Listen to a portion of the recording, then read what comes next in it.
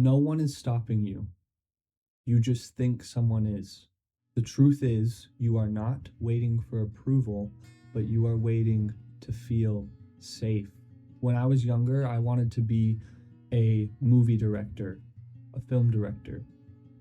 But I figured since I had nowhere to show my films, I could only show my films to my family. I just never ended up making any films, like at all, because I couldn't show them to the world.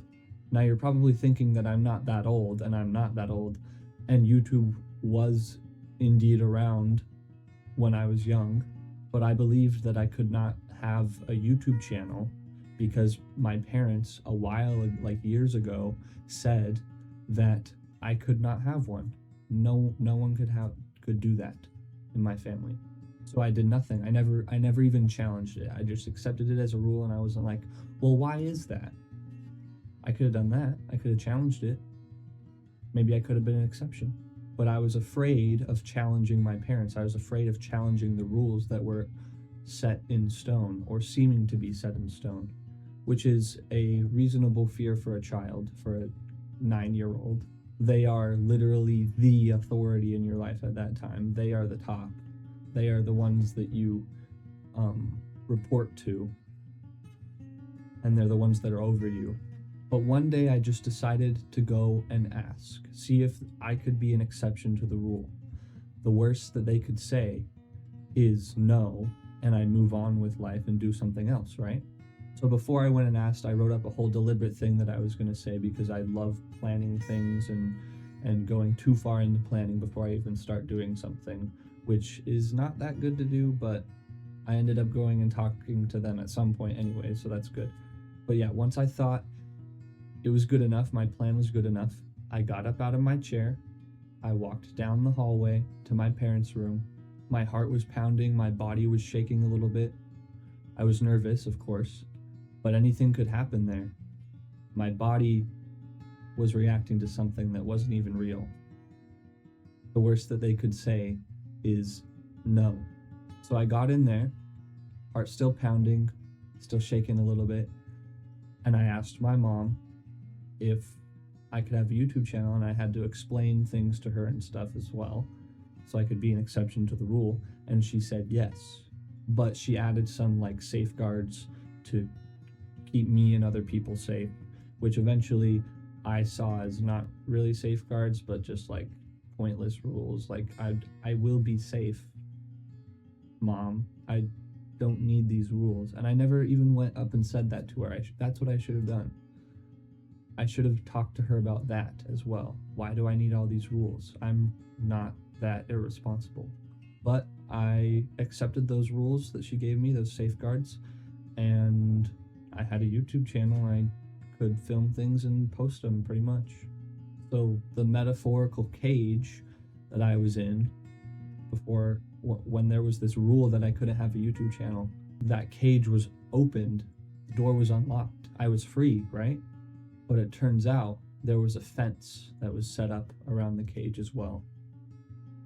It was, you can come out of the cage, the rule is broken, you're an exception, but there's a fence too. The safeguards my mom put up.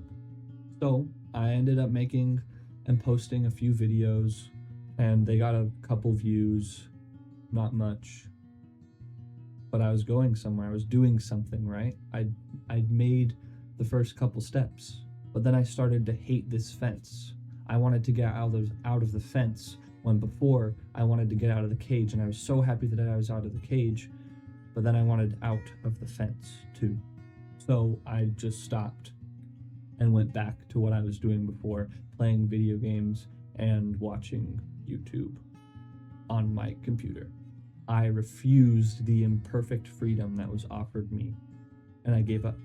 But about 2 years later, though, I decided to stop sitting here and doing nothing, and I hopped over that fence. I didn't go through the fence gate, I hopped over the fence. I made another YouTube channel, this one that you're watching me on right now, in secret. No limitations put on it by others, complete and total freedom. And everyone knows about it now, so it isn't a secret anymore, but I showed that I could handle being fully free by doing this.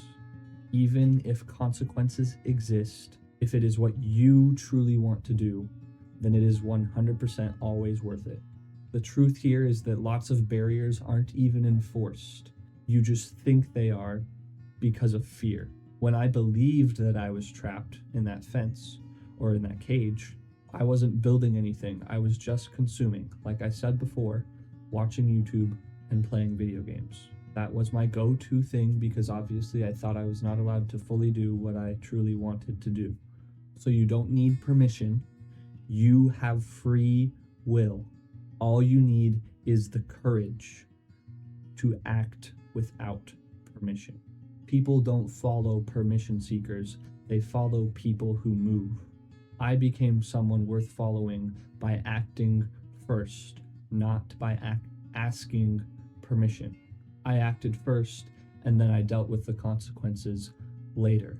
So I want you to pick one thing that you have been waiting for permission to do, or waiting for a rule to change to do, and take one small step towards that thing today, right after you watch this video. For example, if you want to make a YouTube channel like I did, you can just simply create the channel, maybe give yourself a good, nice profile pic, have the name, maybe make a banner. You don't have to post anything yet. Just make the channel. That's the first step. Think about what your first step is for what you want to do. Now, if what you want to do dies, if your want for it dies, if you can't do it anymore, if your dream dies, is it because you couldn't do it, because it was impossible, or because you never tested reality? You never actually tried it to see if it really worked. You don't have to be chosen. You need to choose. A great place to start would be choosing the path to heaven that feels like hell, or the path to hell that feels like heaven. And joining our Discord server, which is the first link down in the description. I love you, bro.